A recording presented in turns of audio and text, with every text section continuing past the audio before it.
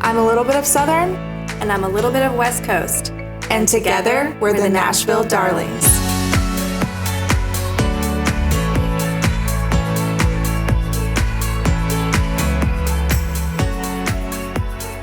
Welcome to episode 5 of the Nashville Darlings. Hello, Leslie. How are you Roxanne. today? I'm good. How are you? I am doing really good. It is kind of a gloomy day here today, but It's supposed to storm the next couple days. Hooray. So you know I love those storms. Is it always this cloudy? Yes, it is. Welcome to Tennessee. Yes, welcome to Tennessee. One of the questions I get a lot for people who are thinking of moving to Tennessee is it really, like, what's the weather like? What are the storms like? It looks really cloudy in a lot of those real estate photos. And I'm like, well... A really good agent just has them edit the clouds out. Well, that's actually going to be a topic that I talk about today. All right, so how was your week? How's Carson? Has he started back school? We started back school. Yeah, you It's guys, been a nightmare, so. Everyone started back to school. Carson's doing good. He actually, start of his TK got pushed back a week. So he starts next week. And we're just ramping up for that. Okay, did you clear up the lunchbox issue? Do you have to pack his lunch every day? I have to pack his lunch every day. What in the world? Yeah, and we spent about $300 on supplies. $300? Yeah. He's 4. Yeah. I didn't even spend that much on my 3 kids. This is quite the supply list. And you pay for tuition. And we pay for tuition. One thing I didn't clarify is he's doing a 4-day option. There is a 5-day option, which was more expensive. I'm wondering if that also came with more benefits. But like they pay for your supply list? Yeah, and the lunch? I don't know. Oh my gosh. I know. That's crazy. I have no has idea changed what's going since on. Barrick was there. Mm-hmm. There's like 3 new programs there. I know it's a growing school and they have a lot of new things going on. They just added a whole new like bungalow classroom thing. What's a bungalow classroom? Isn't a bungalow like a cabana on the beach or something? Or a house over the water? That's what I think of. So comes with a cabana on boy. the West Coast, when it's essentially a trailer. It's a trailer, one of those outside trailers that's a classroom. That's a bungalow? We would call them in school. That's not what we call them. Yeah, we call them a bungalow. Oh, or a portable. Yeah. Yeah. But it's a trailer, right? Yeah. Yeah. I mean, to put it nicely. So they added that. They've added a bunch of new stuff to the school, which I'm actually really, really excited to see where this school goes. But I think that there's cost, and we're paying for it. So it was a great school. It's fine. We loved it. Yeah. It's fine. It's better than Nashville prices. I will just say that. I can't even imagine. Mm-hmm. I'm thankful that I was home with all of them. And the only reason why Barrick went to preschool was because he had a speech problem. So he was getting 4 days of speech at the school. Cool. Mm-hmm. And so his speech was completely different in 6 months' time. That's awesome. Yeah. How's your first week of back to school been? Yesterday was the first day. So Tuesday, August 1st was our first day. My oldest went into high school. Actually, this is just going to be my win and woe. Yeah, all in one. go for it. So Addison started high school. Absolutely loved it. But she learned very quickly how fast pictures can circulate. So here's the woe. She was walking with a boy after school up to the main campus. So they have to walk up this really large hill from the lower campus. And somebody took a picture of them walking from behind. She does have a boyfriend that goes to a different high school. And around 6 last night, everybody had seen this picture of these two walking together after school. So... Oh, no. I know. She said she was fine with it circulating, but I think it kind of hit her like, oh my gosh, every little thing I do can be monitored because everybody has a phone. But she did say she felt bad for this boy, and that's why she was walking with him. I guess he's coming back in from a pretty rough situation, and everybody was just making fun of him yesterday, and I think he was just looking for a friend at some point, and Addison was just that friend. So My win is that all of my kids survived yesterday.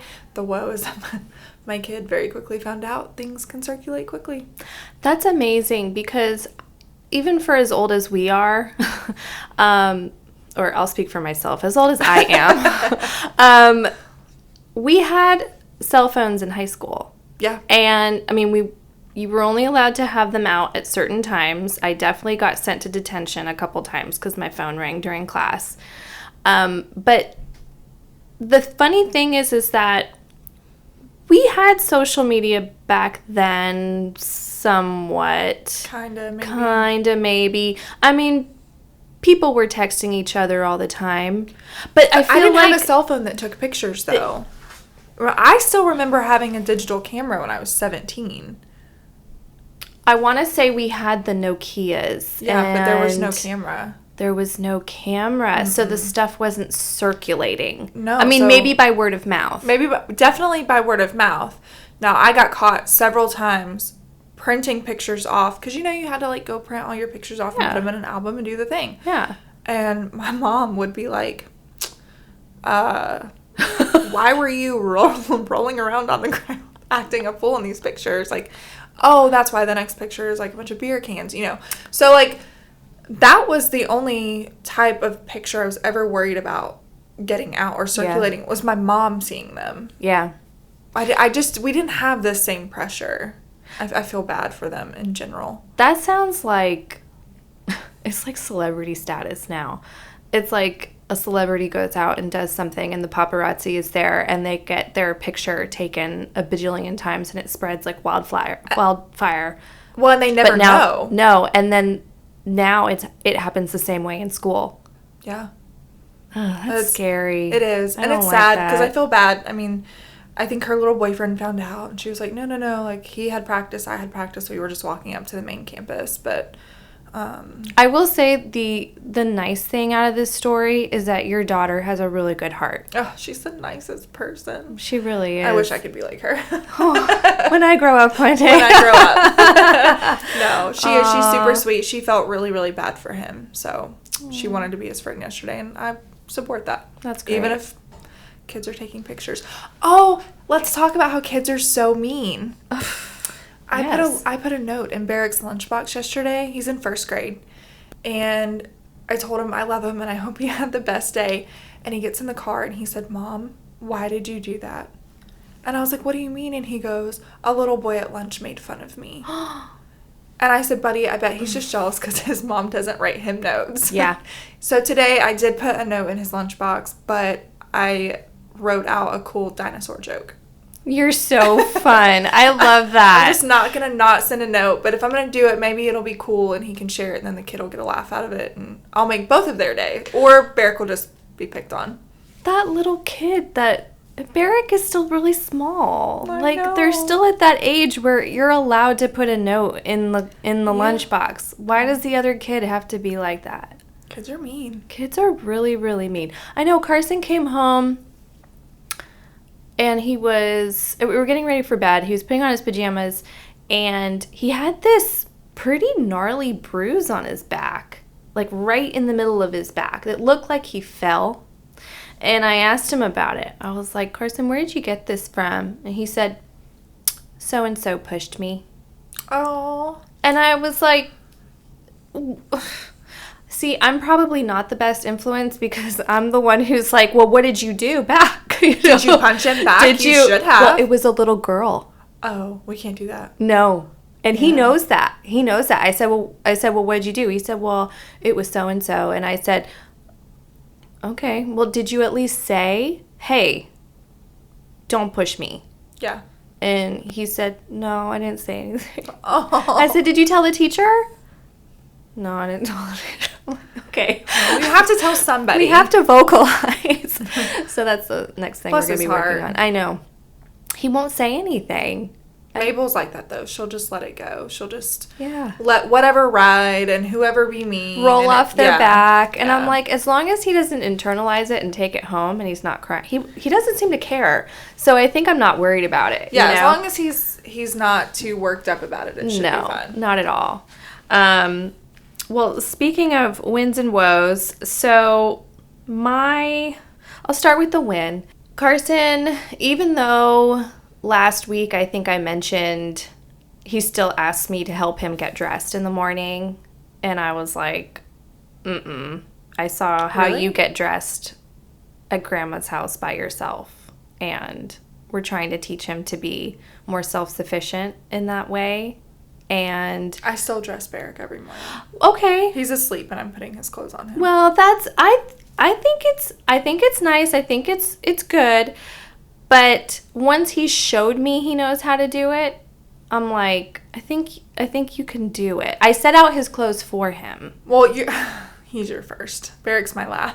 I won't get to dress another child of mine, so I'll do it for you, buddy. Well, with that being said, Carson is becoming more self-sufficient, and he is, things that, I always did for him, he's like, I can do it. I can do it myself. He wants to be independent. He wants to be independent, and he wants to get his own water. He gets his own silverware. He likes to set the table for us at dinner time. Oh, I love that. And he goes and he gets the mail. Like, I'm there with him, but he wants to get the mail. Like, he's just doing all these little things that I love at the same, like, I love watching him do it, because some of the things I just don't have to do, because I'm like, okay, yeah. If I'm in the middle of something and he's like, I need water, and I'm like, can you go get it yourself? And he's like, yeah. I'm like, okay. It's nice in that moment. Yeah. But I do also, I think, kind of along with what you're saying, with Barrick being your last, like, you probably will miss some of those things. Mm-hmm. And I probably will too. But for right now, it's kind of like, it's cool to see him growing up and doing these things on his own. Yeah, taking charge on his own. So my woe is kind of a general parent woe this week. It's something that a friend of mine came to me recently, and I related to it. She was really upset because she's got 2 kids, and she got invited to some family function. And she was like, I don't want to go because I'm going to have to find a babysitter, because the family function or whatever they were doing was for some older adult's birthday. And she was like, I really don't want to go. I don't feel like doing this. I don't want to get a babysitter. It's going to be expensive. We're going to have to do this and this whole thing. And she felt really guilty about it. And she's like, just kind of, complaining to me about it. And I was like, well, can you just say no and just be like, sorry, I'll do something else for you, And she said, no, I'm going to get the biggest guilt trip of my life if I don't go. And it got me thinking, I've been in that same spot too. So here's my thing. I think when you're a parent, there should be an automatic, somewhat of a hall pass or an understanding that when you're a parent, you're not obligated in the same way you were as when you didn't have kids. Can we just not be obligated to do things we don't want to do? That is exactly the point. Well, that is the thing. Maybe it's because I am an introvert, and so deep down inside, I so badly want to go to these events, and these functions, and these. But then, it comes up, and then I'm like, well, I don't want to go, and so I don't go. Yeah. But I think that's setting a boundary, right? That's a good thing that you do that, and then you're not feeling. But I think the problem is that especially in families and friendships, there's this guilt trip that follows up, or there's this set of follow-up questions well, can't you do this, or can't you make it work by doing this, or whatever? And it's no, I just want to say no. Yeah, and I think that people who have kids, just this group of people I'm talking about, it's we should have the right to just not feel guilty about not going to something, because it is a hassle when you have to if it's not a kid-friendly event, If it's not kid-friendly, I'm probably not going to be there. Exactly, and you shouldn't be made to feel bad for it. I agree with that. Yeah. That is actually my friend's woe, but I have been in her spot before, and I'm slowly getting better at saying no, because I've gone to so many things where I'm like, I wish we didn't come here. I really wish we didn't do this. Why did we do this? Why did we do this? I always end up regretting it. If I already know deep in my stomach, I'm like, I don't want to go. I should have just said no. Should have just said no. Should have just said it. So I love setting boundaries. I love saying no. I love staying home. I'm a homebody though, so I can't sympathize. If I said no, my family just understood. Like, no is no. But I think that's the thing. I think a lot of families don't understand. Well, I don't feel guilty about it, even if you don't understand. Like, that's the attitude you have to take with it. That's exactly it. Yep, that's exactly it. Moving on, Leslie, do you have something that really happened? So I feel like I get all of the crazy, psycho, weird people for clients, and these people didn't turn out to end up like fully being my client. I guess we never closed the deal, and I had to sever, our relationship. So this was an older couple. By older, I mean older. Whatever that means to you. I can't say specifics.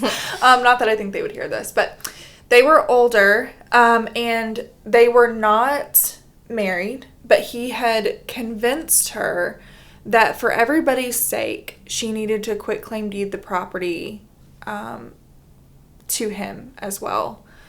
So his name was on the deed, even though he wasn't on the mortgage. And they were just dating, okay? She had 2 grandchildren she was taking care of and helping to raise. And so, I guess I just gave their age away. So they were court-ordered to share the house. They had split up. They weren't agreeing on anything. Things got really bad.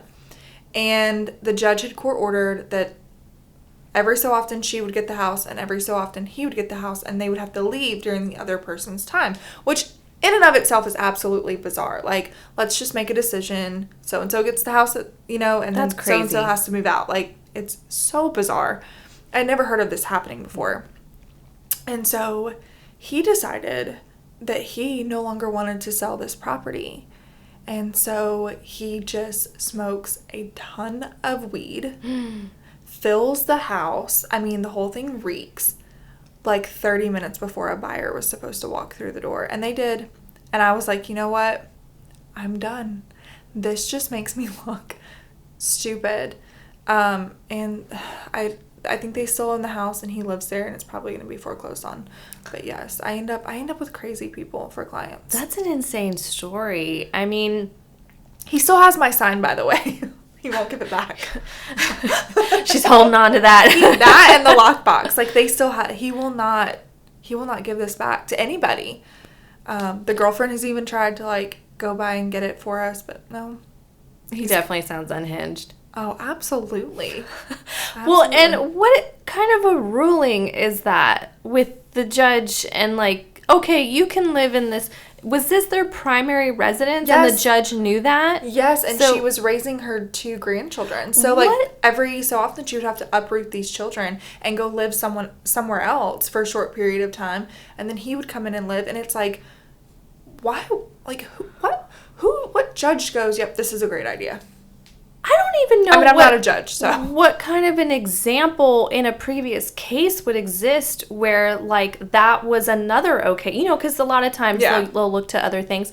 It's like, what in the world? He could have had a lot of other ways he could have ruled There that. were other options, for sure. But, that's insane. So anyways, I don't know what's happening, but, like, I love my sign and lockbox. And maybe the money that stuff's expensive. Yes. Well, I mean, we're looking at like $400 that I'm out. Yeah. Yeah. Crazy. You got a good story from it, though. So mine is kind of funny. Well, sometimes when you're perusing the MLS, you just happen to come across a real gem of a photo. And I came across one the other day for a house, a new construction. It was in the 800s. The photos on this house were taken with a phone. There was only like 6 photos. Was this listed by a real estate agent? This was listed by a real estate agent. And said real estate agent was in one of the photos because he took a picture of the bathroom at an angle, but not quite at enough of an angle where you couldn't see him in the bathroom mirror. So you see his reflection taking it with his phone. The toilet seat is up. There's a roll of toilet paper, used toilet paper roll, hanging out on the counter, and there is not even on the hook. No, it was like they finished it and they put it on the counter and they left it there for just to add to the photo, I guess. And then he also had his big Slurpee cup right there in the middle between the 2 sinks. And like, this is all in the photo. But what's worse about this is that he had to have seen this photo and said, "This is the one. This is the one I'm using." I think he probably went in there, snapped one photo, and was like, "I'm done. I'm out. I did my what I needed to do for this $800,000 beautiful new construction house. I'm done. I'm out." I would be so upset if I were the builder. It's insane to me how many awful real estate photos there are that are really expensive homes. And I'm like, is the seller happy with this? Is the builder? I mean, do they even know a difference? Some of them don't. Maybe they don't. But I feel like a builder would. He would have expectations. The location of this house, I would think the builder probably checks it occasionally. Yeah. But can you believe that, though? I'm like, put in a little bit of effort. At least just close the toilet seat and get the Slurpee cup and the toilet roll, the used toilet paper out of it. I don't care if you're in the photo. Oh, my goodness. Just clean it up a little bit. Just a little bit.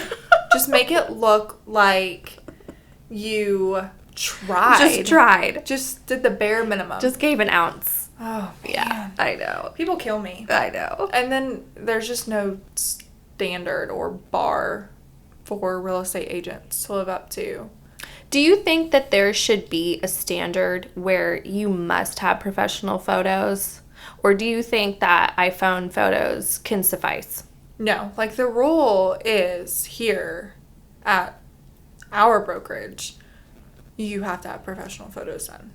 Yes. Cell phone photos are not going to work. And that's the way it should be. Because I had an agent one time take a photo and they were in it because there was a mirror. Yeah. So you're going to have to pay the $100. It'll be fine. And then if you can't pay the $100 and you can't afford it, then maybe this isn't the job for you. Yeah. Because there is upfront cost and you have to know that. Yeah.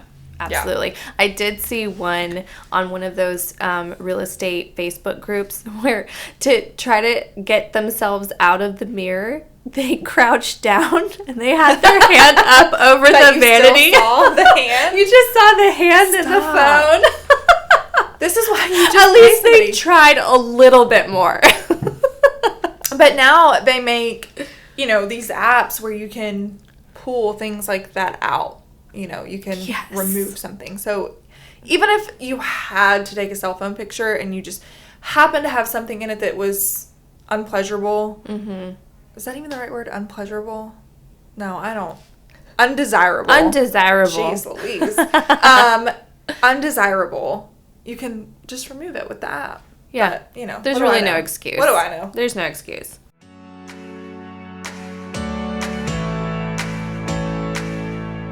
This week we are so excited to have as our Nashville Darling, Shannon Moss in the house, in the studio. Shannon is, I would say, a very accomplished businesswoman in our town. You are. She is an amazing hairstylist. She just opened a salon in town. And she's had a very interesting year, I would say. Yeah. So Shannon, thank you so much for being here today. I was hoping that maybe we could kind of kick things off with how you ended up in Dixon. Because you're not originally from here, are you? No, I'm actually from Washington State, like the Seattle area. So, yeah. Oh, that's a move. That was a little bit, like almost as far as you can go. Almost. Yeah. So my husband, I mean, we weren't married yet, but his parents had moved down here, and we had been up there like looking for well, I guess not at that point. We were like really looking for a place to live yet, but his parents had moved down here, and he was down here kind of helping them out. And eventually he was going to come back up there, and we were trying to find a house, and we just couldn't find anything. I mean, it was like $500,000 for like a starter home like 10 years ago. Yeah. And, no land or anything. So that was 10 years ago. Yeah, like I moved here in 2013. Already that price. Yeah, wow. It was crazy. Unless you wanted to be like way out of like the town, which I can't. My husband can go and live in a tree in a mountain and he'll be fine. I cannot do that.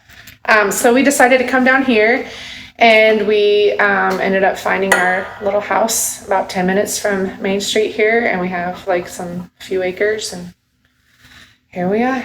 That's awesome. But you have some animals too, don't you? Yeah, we have quite a few. We have 2 horses and 2 cats and 5 dogs right now. Oh my goodness. Yeah, we have, I guess we've fostered, and it's kind of like a revolving door, I guess.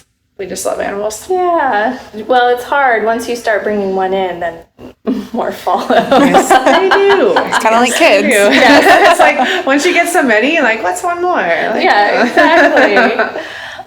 So, Shannon, the way that I first met you was you were my very first hairstylist in Tennessee. Oh, I didn't know that. Yes, oh. And you do such an amazing job. Thanks. And I was curious because one thing about you is that I feel like you had some different techniques. Like, you seemed very much like a master of your craft. And I really appreciated that, because some of the techniques that like I've had done on my hair in other states, you were doing here that I feel like other people I weren't seeing doing here. And so, like, can you kind of tell me a little bit more about like how you got into hair and kind of how you have honed this craft of yours? Sure. So I have had like every type of job.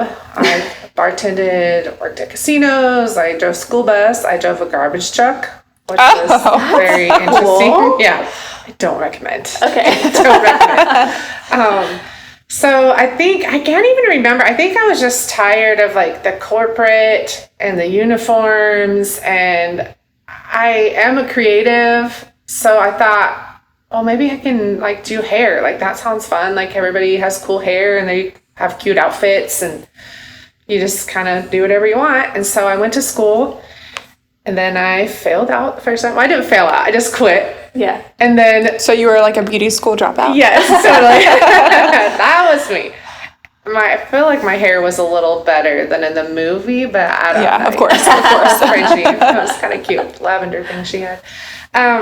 So when I went back, it stuck, and I just loved it. Like, there's just so many different things you can do with hair. Like, you can educate, you can own your own business, you can work for somebody else, you can work 1 day a week, you can work 7. Like, it's just kind of whatever you want to make it. And yeah, I'm a lifelong learner, and I think I'm in like 3 different education classes right now. Wow. So you just keep it going. Yeah. I just can't stop learning. Like, if I'm not in something, learning something new, then I just feel kind of stuck. Yeah. Stuck in like you're just mundane and doing the same thing. Just like existing within your industry. Yeah. I just think there's more out there. Well, and I feel like with hair, there is that. You can tell when you meet a hairstylist and they're kind of just doing the same old thing every single day. Mm-hmm. And then the ones who set themselves apart, like you branch out. Like, you do the extensions. Mm-hmm. You do, I mean, what you do with color is amazing. Oh, thank you. And so, like, it really shows, like, your education, how much you've been educating yourself, beyond maybe what other people do. Yeah, I think that is a thing that a lot of hairstylists fall into, is that they go to school and then they start working, and then that's it. Yeah. They're just working, doing, the same thing every day. But I feel like, that's fine. A lot of people are successful at that. They have people that they're seeing, for their whole lives, from when they're in like middle school for their first highlight to when, they're covering their grays and they have grandkids. Right. But I feel like for me to keep up in the industry and be on like the cutting edge of everything, you have to go out and like seek out these opportunities, but it doesn't take a lot of time, and it takes a lot of money, and it takes a lot of practice to get some of these techniques down. And you don't always, you're pulling your friends in to like, oh, can I try this on you? And they're like, yeah, sure, it's gonna be great. Or, that was gonna be one of my questions. Do you try a lot of stuff on yourself? Well, sometimes I used to. I don't really anymore, just because it's just a lot. Like, there's just a lot of hair up there. I don't do, and it's like it's hard to do yourself. But so I'll do. We have our little mannequins, and then like I have a lot of people. Well, not a lot. I have a few people that forever whatever they have like time restrictions or budget restrictions, but I just love them, and I know that they appreciate and they trust me, and I just know what they're looking for. So I will be like, hey, like, I know you're not scheduled to come in or whatever, but, maybe come in and let me practice, and I can use you as a model. We'll do like a little photo shoot or whatever. And it's always better on a real person. Yeah. Rather than like a mannequin. Real hair. Yeah. For sure. So you also did something really exciting this year, and you opened up your own salon. Yeah. How has that been? It's been an adventure. Yes. I've run my own business before. Like when I first moved here, I worked in Nashville and like rented a booth. And I was looking for something more like closer to home, because the drive into Nashville every day was getting just way too much. So then I found a commission salon out here and worked there for like 5 years, and it was really great. But I just kept feeling like I just wanted a little bit more, and to branch out and to kind of be more in control of the experience I could offer my guests. And so I'd been thinking about it, and then I was diagnosed with breast cancer, like right before Christmas. So when that kind of happened, it was like, part of me was like, no, this is a terrible idea. I just need to chill out and stay where I am. But then the other half of me was like, man, like this could really go either way. And now it's something that kind of for the rest of my life, I'm going to have to be like keeping an eye on. Like, I don't want to waste any time. Like, it was kind of like a push to be like, just go do it. And so we did. Oh gosh, I have like the chills. Yeah. Yeah. I'm trying, like, I will cry if the wind changes directions too hard, so I'll try not to be like emotional about That's it. That's okay. No, but that's super, I mean, I guess like eye-opening. You're like, oh wait, I've wanted to do this, and now I'm kind of not forced to do it, but almost forced to do what you want because time. Yeah, it's kind of like your mortality kind of like it stares you right in the face, and it's like, I mean, it's so crazy to hear somebody tell you that, oh, you have cancer. Like, what?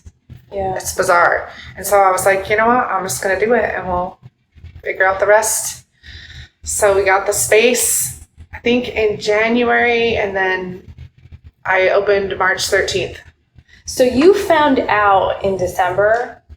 Yeah. And then you opened in March. Yeah. She wasted no time. Wow. And were you already going through treatments at that time? No, not yet.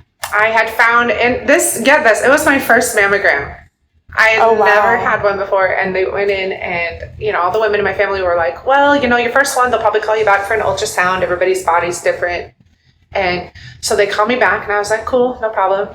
And then when I was in there, they were like, this is suspicious for breast cancer. And of course, it was like everything just fell apart.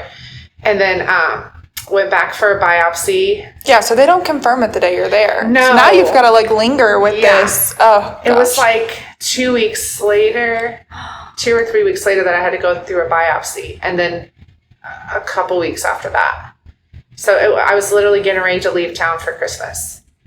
And one of my clients, she's so sweet. I didn't have like a doctor. I just don't ever go to the doctor. And so one of my clients is a nurse practitioner, and I was like, hey, I need a doctor to put on my mammogram thing for a referral.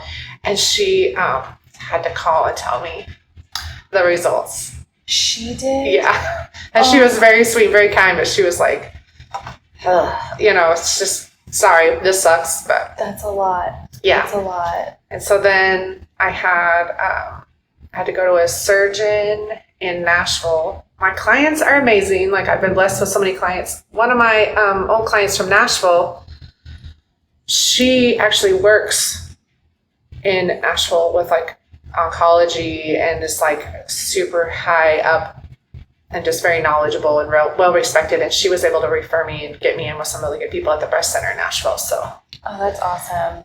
That's good. That's good. And so how far away are we removed now? Now we're in August. Yeah. So I just finished, so I had to have a lumpectomy and lymph nodes removed in March. So that was like, I opened for a week and I got to work, and then I had to be out for like 2 weeks, I think. Oh my gosh. And then let's see, I think I went for 4 or 6 weeks. I'm trying to think. I had to do radiation. So I started that in like May. And then June 20th or 22nd, I think, was my last radiation. So you go every day, Monday through Friday, and you do the thing, and you lay in this big thing.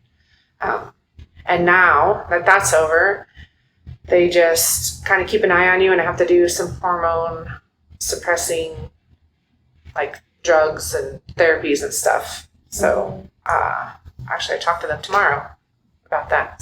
So there's going to be a maintenance for this. Yeah, it's like drugs, usually some kind of hormone therapy to suppress the hormones that are feeding the cancer, and then that's like 5 to 10 years, and then I'll have to get like mammograms more often, and hopefully it just goes away. Yeah.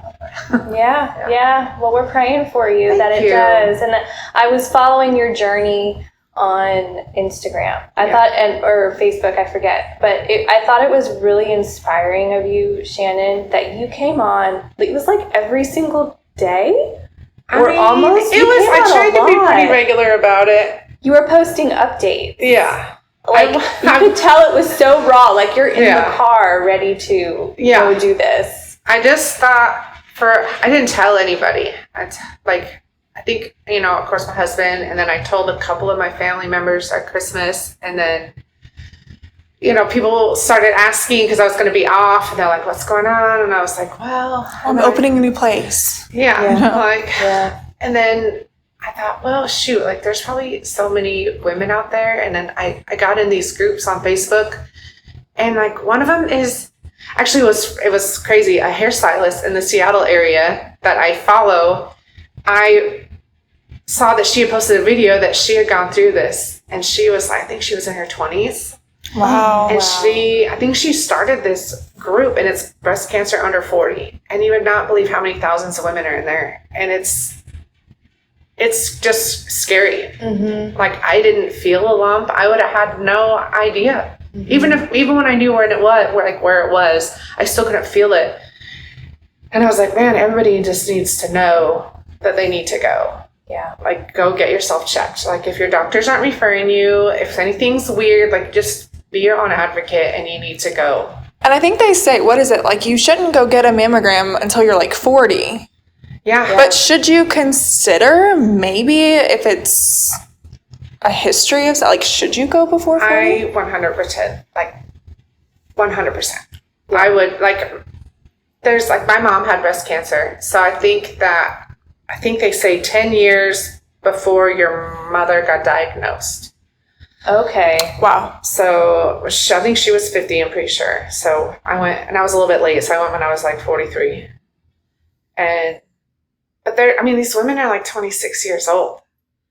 They're babies. They're babies. Cancer. Yeah. And they're just. Oh my gosh. So, if you feel anything, or if you, just go get checked, because that's the only thing that saves you. Really. It's just. Or even just to be preventative. If anyone in your family, just go. Just go. I would say any kind of cancer, really. Mm-hmm. Because, honestly, I don't know. People might be a little controversial, but there's so much toxins and terrible things in our food and in our environment right now that, 1 in 8 women will get breast cancer. I think is what the statistic is. God. I know. I think of like all of us sitting in this room, and I'm like one of us. When we have 8 ladies in the office. Yeah.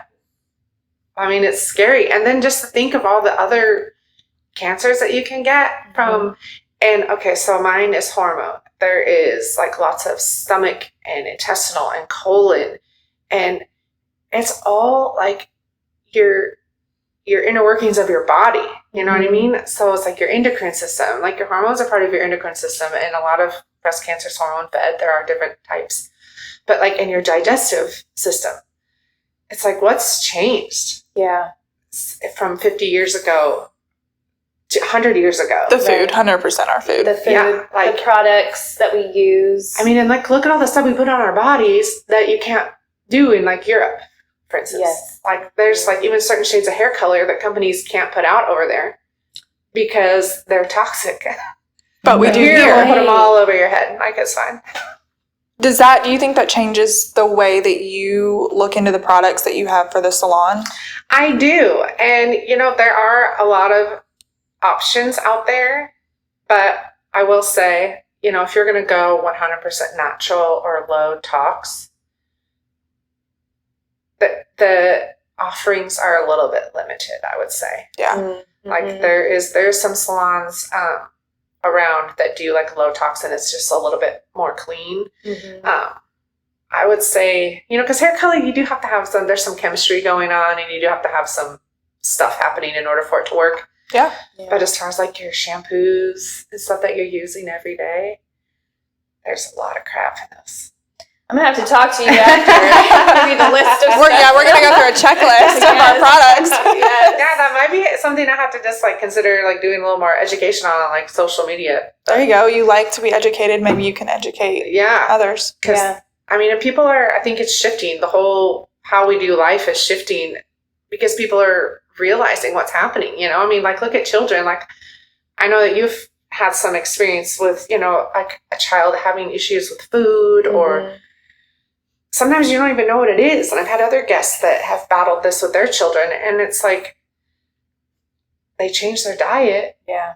And it's like, holy moly. Yeah. It's like a whole new world. Yeah. The autoimmune and all this stuff is just, it's crazy. I know. To think of all the things that we're bombarded with, and it's really amazing how much our bodies actually put up with stuff for the most part. Our bodies are amazing. But there is only so much they can do, I think, Yeah. And here I am, like, making Roxanne feel guilty about all the things her son can't have. I'm going to go home and clean out my pantry. I just listened to that. You were going to bring him a fruit roll-up. Yeah, I'm not now. I'm sorry. Get on that, one of those, like, natural food markets. There's natural options out there, but, like, you do have to search for it, though. It's one of those things where you have to search for it. But I think as long as once you're educating yourself and you just start doing like little changes at a time, you do notice a difference too, and you get used to different things. Mm-hmm. I wanted to ask you too, like with your cancer diagnosis coinciding with the opening of your salon, do you think that your drive changed a little bit with the salon? Do you feel like it fueled you more to like really go full force and just like, I'm just so curious how that works. I would say yes and no. I would say yes, because I am fully 100% invested and I'm involved in all these coaching groups and all this stuff to make it literally like the best and most successful I can. But the way I'm doing it is different. Like the previous salon I worked at, I had, usually 2 assistants. I started with 1, then went to 2, and like worked my way up. And I was seeing sometimes 8 or 10 people in a day. Mm-hmm. And I just got burnt out. That's a lot of people. It's a lot of standing on your feet, too. Yeah, it's a lot. And it just got a little bit chaotic, and I was really stressed out.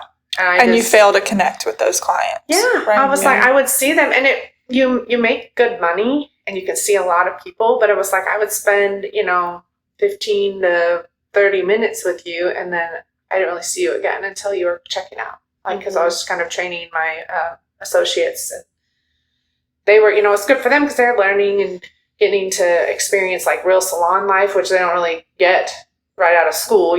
There's so much more to learn. But I was just so stressed out, and I just knew it wasn't sustainable for me. And especially getting that diagnosis, I was like, okay, this has to stop.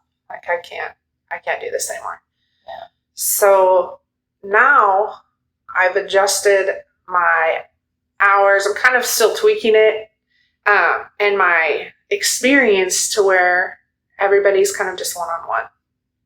Like, I have 2 chairs in there, and I double booked a little bit, but my best days are when I get to see one person at a time, and it's so calm, and like everybody comments like how just like relaxing it is in my little space. Like, it's just. Now, do you plan to bring on any other stylists in the future, or? I've had a few people reach out. I don't know. Right now, no, because I feel like I'm still getting my footing.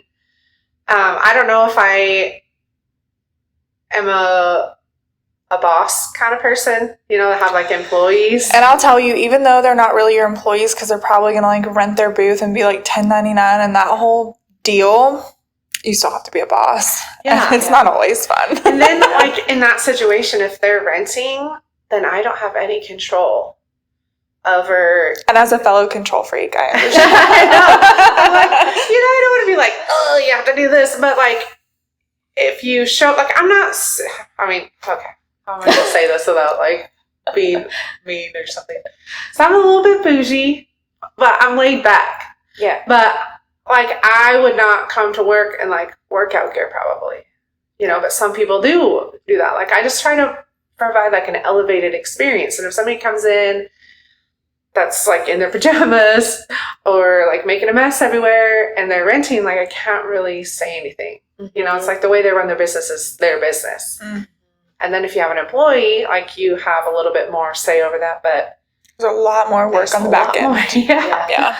I mean, yeah. So right now we're just flying solo. I love it. Well, that's also one thing I loved about when I came down to visit your salon. You have a very elevated style, and I think that really speaks to, your hair and everything that you do. And I think you're so inspiring, Shannon, and thank you so much for sharing your story with us today. Thanks. I actually have just one more question before we let you go. Okay. Because one of the things about this podcast is we like to bring in the different perspectives, especially when we have someone who's not originally from the South and they've moved here. And so I'm curious, coming from Washington State to Tennessee, what was one of the biggest, what was one of the biggest culture shock. Is that the right word? Yes, because they're 2 different worlds. It is. What was like one of the biggest ones, or what's one that you just? Well, it was kind of crazy because when I moved here, I lived just outside of Seattle. And I lived in my little apartment, and it was on a greenbelt, and I had my dog, and we could walk to the grocery and walk to the coffee shop, and I could walk to work if I wanted to. It was a little bit longer, but I could ride my bike. And when we got down here, we lived in White Bluff, like by some goats. And I was like, what? There's no walking. There's no sidewalks. I mean, you can walk, but it's dangerous. Jesus be with you, because you're going to get eaten by something or ran over by somebody. Or picked up by somebody. Yeah. So then when I've been to Dixon a couple times because there was House Blend. And I was like, oh my gosh, it's a coffee shop. Oh, yeah. And I came down here and I was like, there was nothing. House Blend was it. Like, that was it. Like, yeah, I mean, at the time, like, no Xanders, no House of Brews wasn't here. No, it has not blown up until the last maybe 5 or 6 years. Wow. Like, it was, a lot of it was empty. Like, Nick's Hardware was still standing when I got down here. Oh, like, now it's just like a little parking lot. But yeah, I remember I played a band, and our first show was at O'Rourke's, which was over at Dixon Athletic Club over there before they moved over here and became House of Brews. Oh my God. I mean, there was like tumbleweeds at like 4:00 in the afternoon. There was nothing here. That's insane. Yeah. So and you're like, what have I just done? Yeah. Like, I came from like people going to happy hour and like going to eat, and like the only things to eat here were like like McDonald's and the chain restaurants. Yeah. My niece came into town this past weekend and she's like, where can we go eat? And I was like, or she said, it's not a chain. And I'm like, well, we got a few choices now. You've got 2 or 3 now. Yeah. But just, I think learning just to appreciate what's here and like watching the journey of our little town and knowing that, the 30-minute drive to Nashville is not that bad. It's not that bad. It's not that bad. The other thing about Shannon, and I completely forgot to mention this earlier, is that you are also a singer. You sing, you're in a band. Is it Bands. more you solo or multiple bands? Yeah. And you play in Dixon a lot, right? Yeah, not so much anymore, but here and there. So I used to play with the Keepers. That was like my first band here. And then I played with the Piney River Pearls. Those are it's like I always wanted a girl band. Now, did you guys play like a food truck Friday or something? Okay, because I think I went down there and I was like, those are all women. I feel like it was one of the first ones. Yeah. It was like last October, I think. It was the first one in November. Was it in November? Because I think we're going to be there again, like at the beginning of October, actually. So it's kind of like a whole full circle thing. That's awesome. And then recently, I just started with this band called Echo. And then I played in Groove Cruise, if y'all know Zach Brooks. And like he kind of put this monster group of musicians He's together. a cool performer to watch. He really, he's in like 12 different projects, I think. And plus his, his store, students. Super cool to watch. Yeah, we're just all over, I decided that this year is my yes year. So if people ask me to do stuff and I'm like, on the fence, I just say yes. Meanwhile, I'm like, no, I'd like to be at home in my bed. Thank you. I mean, if it's past 7:30, then probably no. Yes. Well, thank you again, Shannon. We really appreciate you being here. And I want you to plug yourself. Tell people where they can find you, find the salon, the name of the salon, all the good stuff. So I have Moss and Opal Salon. It is on West Railroad. So if you're going down Main Street, it's right around the corner from Ginger Hibachi. Mm-hmm. In Dixon. In Dixon, yes. And I have a website. It's mossandopalhair.com or Moss and Opal Salon. One of those. We'll tag it. Like, where am we'll tag it. And I would love you guys to come and see me and, check out my Instagram. It's Moss and Opal Hair. And I think that's it. Thanks, you got them all. Awesome. Yeah. Well, thank you again, Shannon. Thanks, ladies.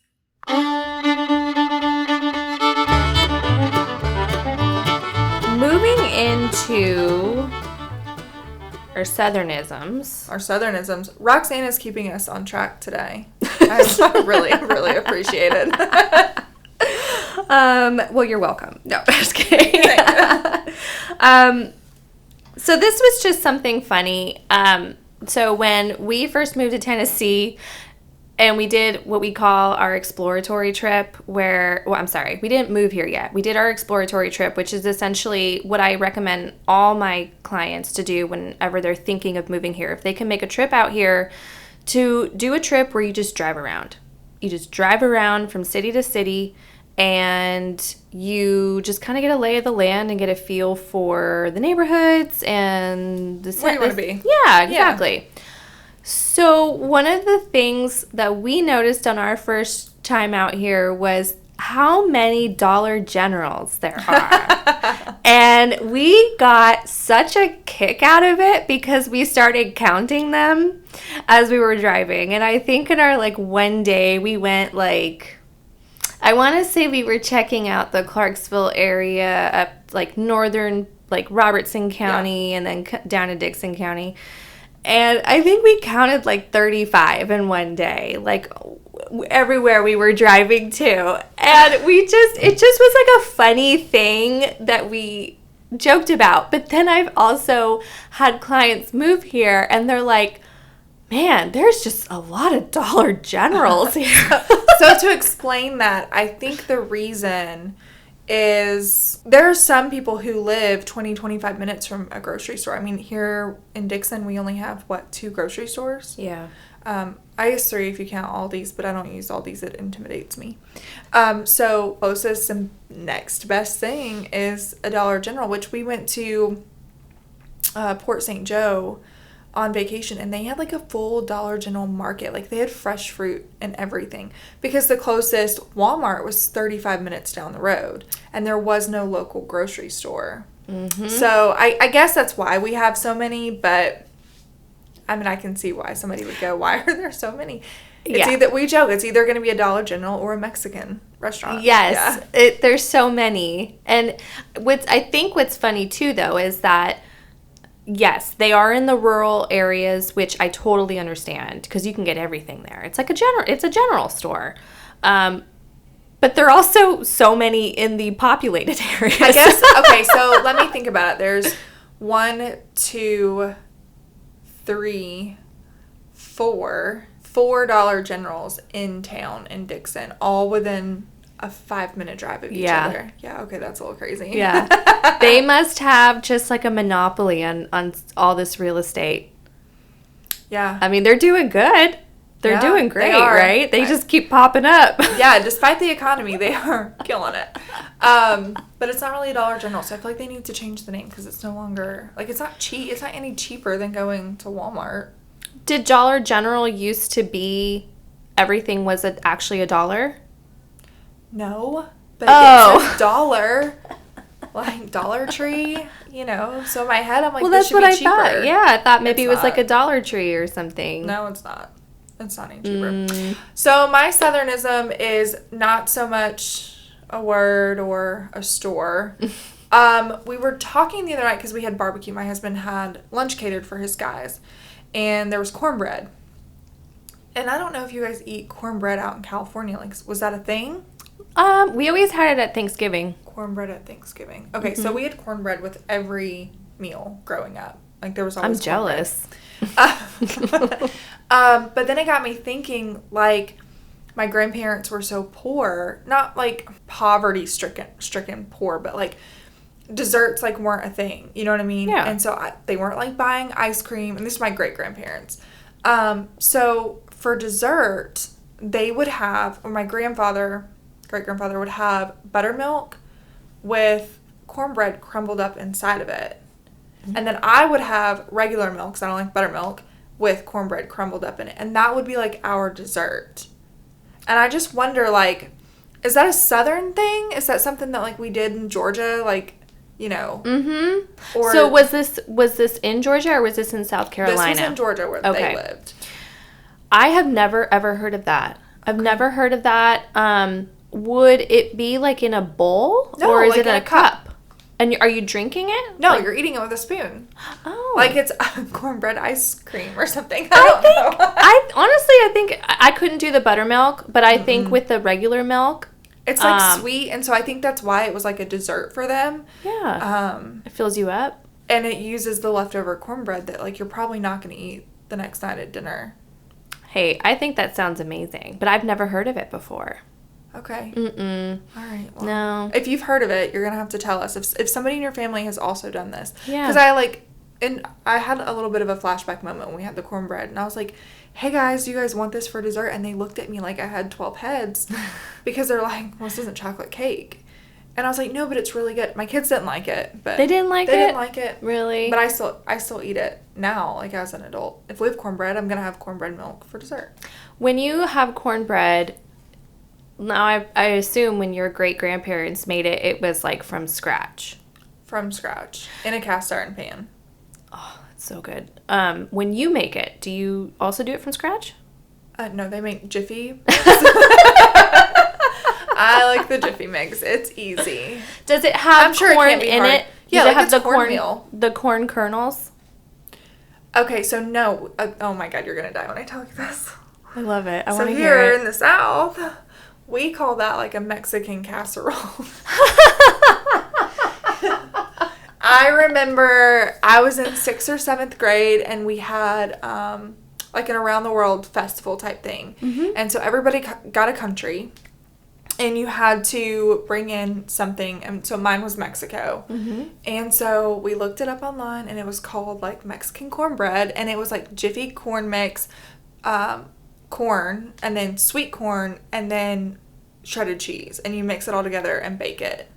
Yeah. And that was Mexican cornbread. I have to say, I've had that, or I've had something similar to that, or like I feel like my mom has made that. I've never heard of it called Mexican cornbread. It's definitely, well, actually, you know, if I think about it now, there may be some variation of that in Mexico. I would assume they probably authentic. like add chilies or something to it. Yeah, like, because they use like the maíz, which is the corn. And, like, that's what they make, like, the corn tortillas out of. That's right. what they call it. And I would not be surprised if there was some sort of, like, cheese with the corn with, you know, jalapenos or something like that, and chilies that they mix into it. So it's probably not too far off. It's mean, if I, like, handed somebody from Mexico my Mexican cornbread, they'd probably be really insulted. Well, as long as you don't call it that. Right. Just don't call it Mexican cornbread and hand it to a Mexican person. Whoops. Okay, so we're going to jump right into counter offers. I have one that I think is kind of specific to Tennessee or just maybe our district. And since school's starting, it just kind of popped up for me. So in South Carolina, where I'm from, the elementary started school earlier. And they got out a little bit earlier. And high school and middle school started about an hour, not even an hour, 45 minutes later. And then they got out about 45 minutes later. And so my counteroffer is that we go back. Can we go back to that? And I ask that because, or can we start that here, I guess, not really go back because they've never done that here. Because I have so many kids and they're all in different age groups. So, like, I haven't even been able to drop my high schooler off at the high school because I have to go to the elementary school at the same time. And so I only have, like, I guess drop off is at 7:10 and then 7:55 is when the bell rings. So I only have 45 minutes to get through car rider lines and then get 15 minutes across town to the other school. So could we just 30 minutes later, maybe it allows the high schoolers to get their siblings off the bus the little ones off the bus in the afternoon, or get them on the bus in the morning. Like, how can we fix this? Because it is not conducive to a smooth morning when I'm, like, screaming at everybody to get out the door. Yeah, it would make more sense if everything was staggered a little bit, because it's very common that people are going to have kids in multiple grades and multiple schools. So that sounds... I sat in the school traffic on 96 yesterday, and I was like, I should have taken the back road. And it was so backed up. It is very bad because there's nowhere to turn in on that. They don't let you turn into the elementary school until 2:43 or 2:45. And so people will sit on the side of 96. They park at the ball fields. They create a line, going down 96. And it is insane. My trip wasn't so bad when I was just going to the middle school across the street. But now I'm having to go 15 minutes down the road. Well, you tack in traffic, that's 20 minutes. It takes 10 minutes just to get through the elementary car rider line in the morning. I believe it. I see the traffic there every single day. And I'm like, what is going on here? Yeah. So can I ask, and this is just a completely ignorant question, but are there not school buses? There are school buses. But no, or is there the option? I know there's always been an option. Even when I went to school, there was an option. You could do school bus or not. And sometimes it wasn't great because the bus stop would be really far away or something like that. Yeah, so they do. We have buses here. And my oldest could ride the school bus, but I'm going to be really honest. She was on the phone with somebody who was on the school bus this morning, and her phone always connects to my car. And I had the two little ones in the car, and we're getting ready to leave for school, and she was inside the kitchen right there at the garage, I don't know, fixing a drink or something, waiting for my husband to take her to school. And so it connected, and I heard a lot of foul language and just on the school bus. It was kids that were on the school bus. And it just, the conversation was not, I mean, I don't shelter my kids. My kids have heard everything under the sun, but I also don't want them around it. Yeah. Any more than they have to be with their 7 hours at school. No, so. I respect that. I understand that 100%. The school bus is not really ideal. It doesn't even seem like they've changed much in like 100 years or something. So we have friends that bought a condo in Aruba. Their kids are going to go to school in Aruba. And the buses there are these cute little air-conditioned buses that, like, drop them off at the door and pick them up at the door. And they're, like, super fancy. And I'm like, I mean, sometimes they're sitting 3-4 kids to a seat. Like, it's overcrowded.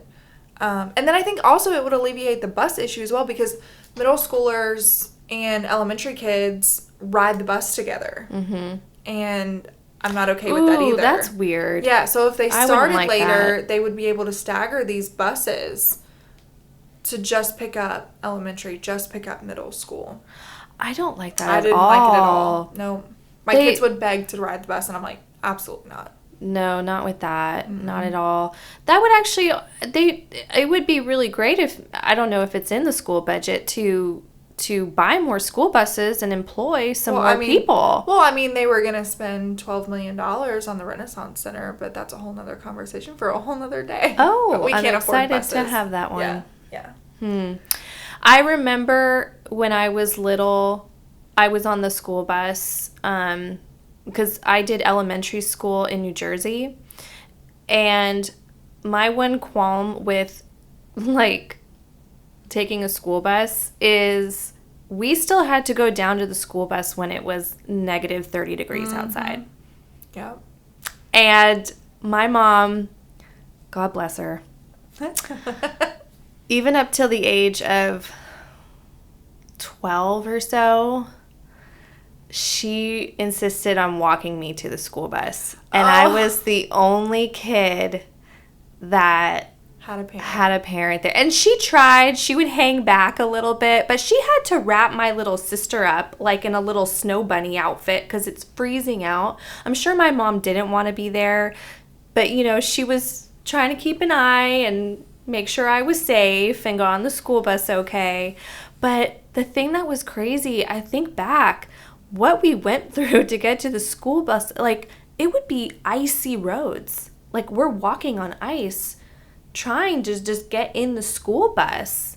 And I'm like, that was insane that we did that back then. And it was on a really busy road. Like, some kid could just go sliding off into traffic. Like, it was just, like, really, really bad. But I don't know.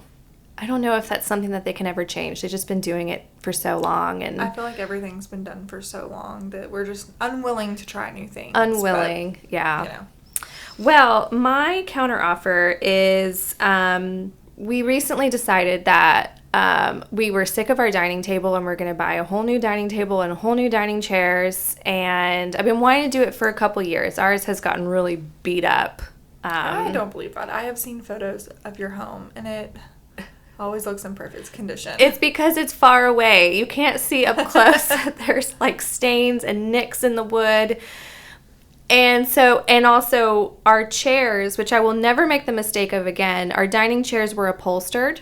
Mm-hmm. And with a child, that seat is disgusting. Disgusting. It's the word. It's nasty. There is so many organisms growing on that seat right now. We told ours that they couldn't sit in those seats, and they still proceeded to sit in those seats. Oh, no. Addison was 4 and took a knife and stabbed one of them. She was lovely. 4. So, yeah, go ahead. I get it. Yeah, you get it. Yeah. You're like, I got to get rid of them. No. I got to get rid of them. So, I found this table that I really, really loved. I wanted to do like a solid wood this time, where if like it gets a little nick, it's already got its natural imperfection. So we found this beautiful table, ordered it. We were going to do these really beautiful chairs from this other store. And we even went, they had a showroom in Nashville. We went there, we checked them out. We're like, great, we're going to do these chairs. So I go on the website and I get home and I'm like, put an add to cart, and it's like at the very end you enter in your shipping info, and it's like, okay, we're going to add on an extra $300 for shipping. Mm-hmm. And I'm like, what? I'm spending over X amount of dollars. Where's the free shipping? Where's the free shipping? That's why I add more to my cart so I can get the free shipping. Oh, but no. This company doesn't even offer free shipping once you've hit a threshold. And I was like shocked. I was like, what company doesn't do free shipping now? Well, then I decided, okay, well, let me see if I can find a similar chair somewhere else. This other store doesn't do free shipping either. And then another store didn't do free shipping either. And I'm like, what in the world? How are we living in a world of Amazon and everything else is like you spend over, even if you have to spend over $500, which is, you know, maybe what you're spending on a whole set of dining chairs anyway. Like, how are they not doing that? So that's my counter offer. I actually would feel better if they were to charge a little bit more per chair, as long as I can get the free shipping, because it'll make me feel a heck of a lot better. Yeah, just trick you. Yeah. I tried to order some chairs for the office off Amazon, and it was going to be like $40 per chair to be shipped. And I was like, I'll keep looking for some free shipping. No Prime? Ones. No Prime. So I kept looking. I finally found chairs that were, what's the ones we're sitting in, that I was going to get free shipping on. These are actually really comfortable. Yeah. But it's because I got the free shipping. See? And it made you feel better. I mean, they weren't the ones that were like number one on the list, but I wasn't going to pay an extra $40 or whatever it was per chair. I'm not going to do it. No. So it's a mind game. But I would actually pay just, you know, a little bit more if I knew I was getting the free shipping out of it. Or at least allow me to deliver it to the store and I could pick it up. Yeah. I wouldn't be mad at that. But, yeah. So anyway, that's my counter offer. There it is. This day and age. If you enjoyed this episode of the Nashville Darlings, please subscribe and find us on Instagram at the Nashville Darlings.